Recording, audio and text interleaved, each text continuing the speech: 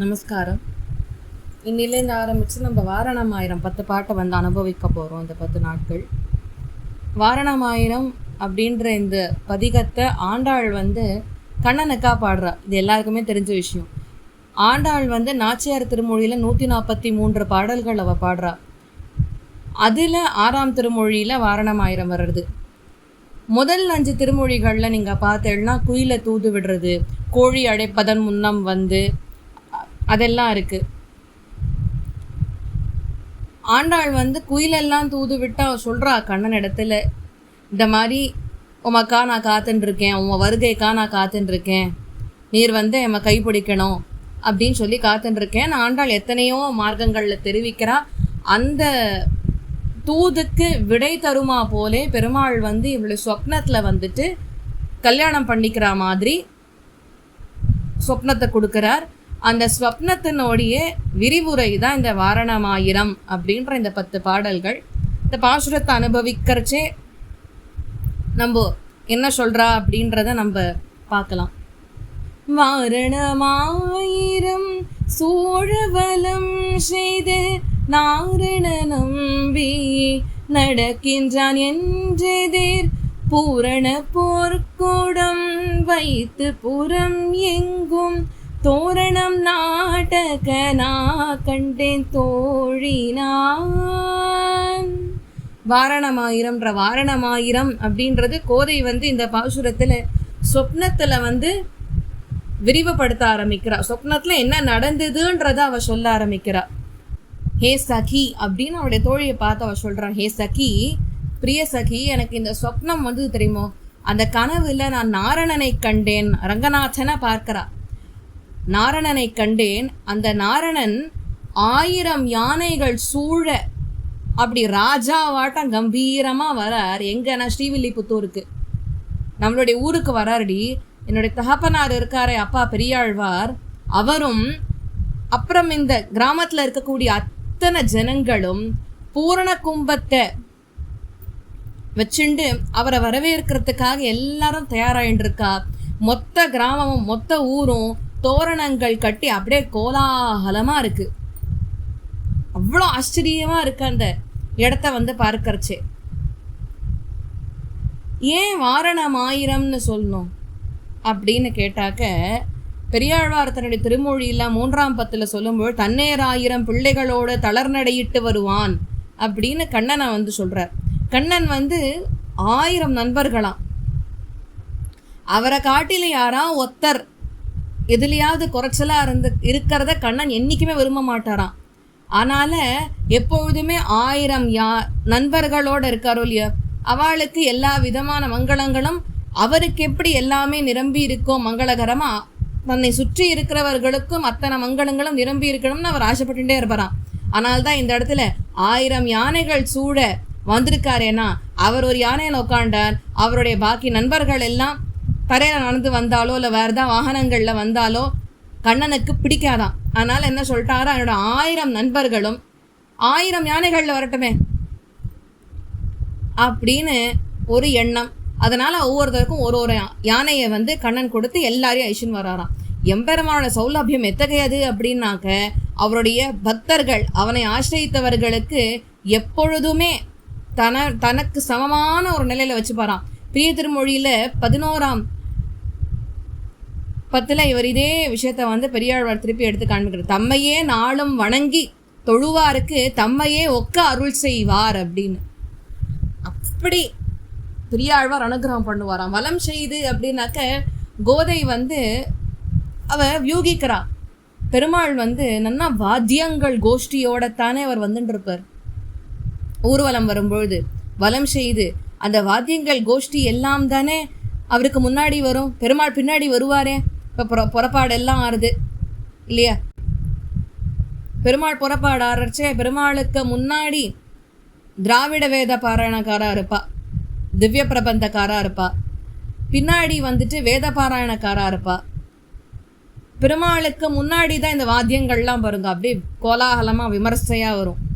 இந்த இடத்துல வாத்தியங்கள்னு சொல்லும் பொழுது இதையும் ஆண்டாள் குறிப்பிட்டிருக்கலாம். பெருமாள் எப்பொழுதுமே வரும்பொழுது அவர் தமிழ் பாசுரங்கள் அனுபவிக்கக்கூடியவர். அதனால்தான் வரதனை வந்து சொல்லும்பொழுது அவர் அருளிச்செயல் பித்தன் அப்படின்னு வரதராஜ பெருமாளை சொல்கிறது உண்டு. ஏன்னா அருளிச்செயல்னா வரதனுக்கு அப்படி ஒரு பித்து.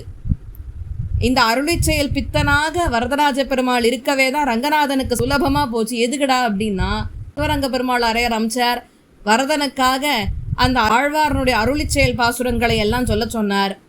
அவ்வளோதான், வரதன் மனம் இறங்கினார், என்ன வரம் வேணுமோ கேளுன்னார், கொடுத்தார் பாஷிகாரரை ரங்கநாதனுக்கு ஸ்ரீரங்கத்துக்கே.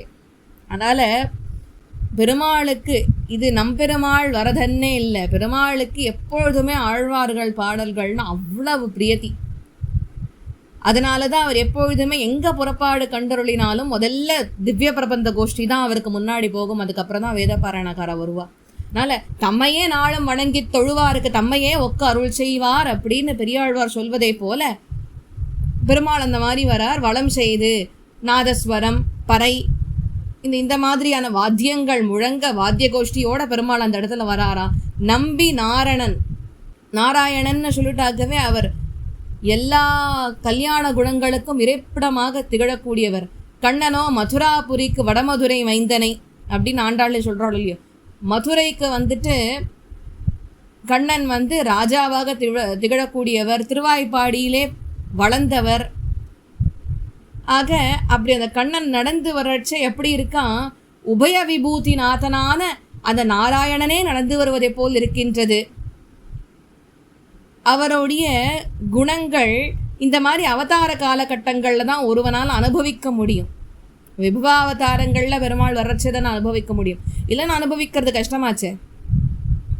வைகுண்டத்தில் இருந்தால் பெருமாள் எல்லா கல்யாண குணங்களையும் நம்ம அனுபவிச்சுட்டு இருக்க போகிறோமான்னு இல்லை. பெருமாள் அங்கே பரமபதநாதனாக இருப்பார், வரவாசுதேவனாக இருப்பார், அவரை போய் பூஜிக்கிறதும் அவரை கைங்கரியம் பண்ணுறதும் அங்கே அவருடைய தலைமை தங்கக்கூடிய அந்த குணத்தை தான் நம்ம பார்க்க போகிறோமே தவிர பெருமாள் எல்லா குணங்களும் ஸ்ரீவைகுண்டத்தில் நம்மளால் அனுபவிக்க முடியாது. இங்கே தான் அனுபவிக்க முடியும். இந்த லீலா விபூதியில் பெருமாள் அவருடைய லீலைகளை செய்யறதுக்காகவே விபவாவதாரங்கள் எடுக்கிறச்சே அவரை அனுபவிக்க முடியாது நம்மளால். அதனால் பெருமாள் என்ன பண்ணுறாரோ அவருடைய சௌலபியம் சௌஷீல்யம் வாத்சல்யம் மார்தவம் மார்ஜவம் சௌஹார்தம் சாமியம் காருண்யம் காம்பீரியம் ஔதாரியம் எல்லா குணங்களையும் பெருமாள் அப்படியே பிரத்யட்சமாக வெளிப்படுத்துகிறாரு. அப்படிப்பட்ட அந்த குணங்கள் என்னது அவதார காலகட்டங்களில் மட்டுமே அனுபவிக்கக்கூடியது. அப்படிப்பட்ட அந்த கல்யாண குணங்கள் நிரம்பி இருக்கக்கூடிய நாராயணனே சாட்சாத் ரூபமாக நடந்து வருவதை போல் இருக்கின்றதே கண்ணன் நடந்து வரும்பொழுது அப்படின்றார். நடக்கின்றான் அப்படின்னாக்க ஆஞ்சநேயரனுடைய வார்த்தை தான் அது. ராமர் அயோத்தியாவுக்கு வரும்பொழுது எப்படி இருந்தாராம், ராமர் வந்து பரதன் அவனுக்கு கொடுத்தவாக காப்பாற்றணுன்றதுக்காக திருப்பி அந்த வனவாசம் எல்லாம் முடிஞ்சு சீதையை மீட்டுண்டு வரார். அவர் வரச்சே எப்படி ராமரனோட இந்த வாக்கை காப்பாற்றுறதுக்காக ஆஞ்சநேயர் என்ன பண்ணார், ராமர் சொன்னார் சொல்லிட்டு முதல்ல அவர் போய் பரதன்ட்ட போய் சொன்னார் இல்லையா, அங்கே பாரு ராமன் வராருன்னா ராமர் வந்தார் அந்த இடத்துல.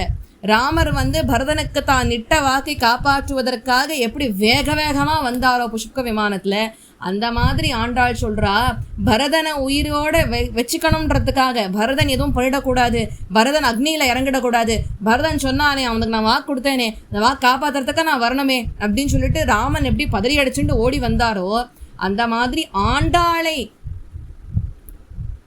உயிரோடு வைப்பதற்காக என்ன பண்ணுறாராம், கண்ணன் அங்கேருந்து வேகமாக கிளம்பி வராராம், அவருடைய வாரணங்கள் சூழ எடுத்துட்டு வரார். அப்படின்னு ராமரனுடைய இதில் பார்க்கும் பொழுதே விஸ்வாமித்ரர் சீத்தை ராமர் வந்து பார்க்கும்படிக்கு அவரை வந்து மிதிலைக்கு இஷிண்டு போகும்படி நேர்ந்தது.